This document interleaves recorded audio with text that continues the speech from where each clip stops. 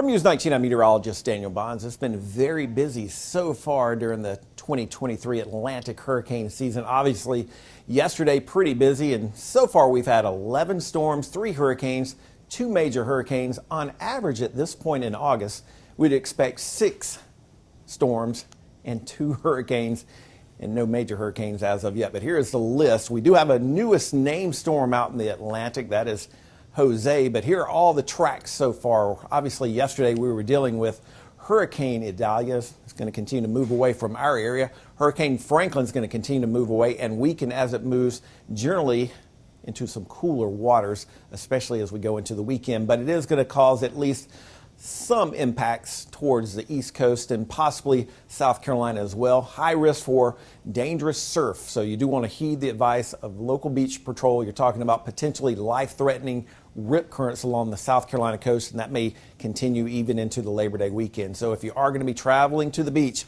you do want to pay close attention to those rip currents. This is the forecast for now Tropical Storm Idalia as it kind of stays away from the United States, maybe moving towards Bermuda. We also have Tropical Storm Jose. It was our newest named storm this morning. It's going to kind of die on out, it looks like, by Friday evening. And we're watching 2 other areas.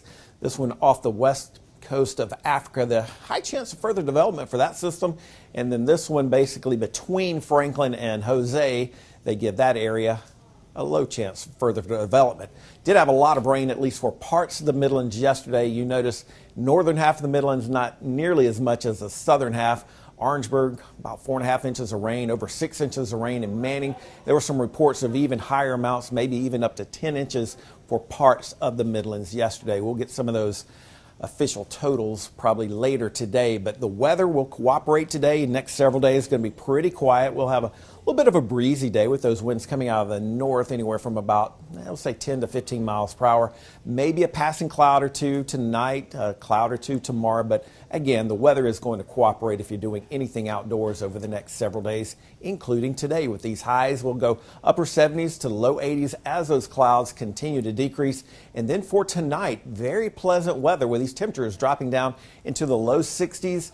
No doubt those traditionally cooler areas will probably be in the upper 50s. So a pleasant start to your Friday. So as we look ahead towards the afternoon, those clouds will decrease. It'll be a bit breezy at times. It will be warm too, so something to enjoy, and then lots of sunshine. It looks like pleasant weather for Friday and even as we go into Saturday. Looking ahead towards your Labor Day weekend, the holiday weekend, lows in the low 60s. Labor Day, we're back up to about 90 degrees, low 90s for Tuesday and Wednesday as things do start to heat back up. And if you're going to be heading to the beach over the weekend, the weather looks pretty good over the weekend, but once again, keep in mind there will be that risk for rip currents along our coastal region, and that's going to be the case up and down the East Coast. Upstate forecast looking good too, basically dry weather over the next 7 days.